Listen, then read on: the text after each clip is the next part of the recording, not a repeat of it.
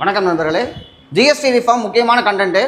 இதில் என்னென்னா 12%, 28% அப்படிங்கிற 2 ஸ்லாபை தூக்கிட்டாங்க. ஜிஎஸ்டி வரி இனிமேல் வந்து பார்த்தோம்னா 5%, 15% 2 மட்டும்தான். 5, 18. அப்புறமா 40% வந்து லக்ஸரி குட்ஸ் இந்த மாதிரி வந்து மாற்றிருக்காங்க. இது சம்மந்தமான கண்டென்ட் பார்ப்போம். ஜிஎஸ்டி முக்கியமான டாப்பிக்கு. யூனிட் 5ல் சிலபஸ்லேயே எக்ஸ்பிளிசிட்டாக இருக்குது. அதெல்லாம் நிறைய கொஸ்டின் வந்து கேட்டிருக்காங்க நமக்கு.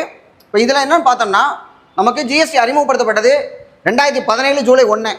வழக்கமாக ஃபினான்ஸ் எதுனாலும் ஏப்ரல் 1ஆம் தேதியாக இருக்கும். ஆனால் ஜிஎஸ்டி வந்து பார்த்தோம்னா ஜூலை 1. இதுக்கான அமெண்ட்மெண்ட் பார்த்தீங்கன்னா 101 101 ரூபா மொய் வச்சிருக்காங்க, ஞாபகம் வச்சுக்கலாம். ஸோ 101 சட்ட திருத்தம் 2016 நடைமுறைக்கு வந்து 2017. ஆர்டிகல்ஸ் எதெல்லாம் டச் பண்ணியிருக்கு அப்படின்னு பார்த்தோம்னா 2, 4, 6 அடுத்தடுத்த இதாக இருக்குது. 246 246 ஏ. இது வந்து பார்த்தோம்னா சப்ஜெக்டை பற்றி சொல்லக்கூடியது. ஸோ 2 பேருமே நமக்கு சட்டம் இயற்றலாம். ஏன்னா 246 பொறுத்த வரைக்கும் அட்டவணை 7ல் இருக்கக்கூடியது. அடுத்து 269 ஏ. இதுதான் நமக்கு வந்து பார்த்தோம்னா ஜிஎஸ்டி அப்படிங்கிற ஒரு டாக்ஸ். மாநிலங்களுக்கு இடையான வர்த்தகங்களில் ஐஜிஎஸ்டியை ஒன்றிய அரசு வசூலித்து மாநிலோட பகிர்றது. 269 ஏ. 279 ஏ பார்த்தோம்னா ஜிஎஸ்டி கவுன்சில். ஜிஎஸ்டியை பற்றி சொல்கிறதுக்காக ஆக்சுவலாக ஜிஎஸ்டினா கூட்ஸ் அண்ட் சர்வீஸ் டாக்ஸ், அதாவது சரக்கு மற்றும் சேவை வரி அப்படிங்கிறது தான் ஜிஎஸ்டி அப்படின்னு இருக்கக்கூடியது. முதல்ல இதை அறிமுகப்படுத்தின நாடு பார்த்தோம்னா பிரான்ஸ் 1954. ஆனால் நம்ம ஃபாலோ பண்ணுறது கனடா நாட்டுடைய மெத்தட். ஏன்னா கனடாவில் இருந்தால் நம்ம கூட்டுறவு அப்படிங்கிற அந்த ஃபெடரேஷன் அப்படிங்கிறத நம்ம எடுத்துருக்கோம் நம்ம. ஸோ அடுத்து நோக்கம் பாருங்கள், எதுக்காக ஜிஎஸ்டி? ஒரே நாடு ஒரே வரி, நாடு முழுசு ஒரே வரி இருக்கணும் அப்படிங்கிறதுக்காக. ஜிஎஸ்டி கவுன்சில் பற்றி பார்த்தோம்னா ஃபினான்ஸ் மினிஸ்டர் தான் இருக்குது சேர்மன். இப்போ வந்து பார்த்தோம்னா நிர்மலா சீதாராமன் அவங்க இருக்காங்க.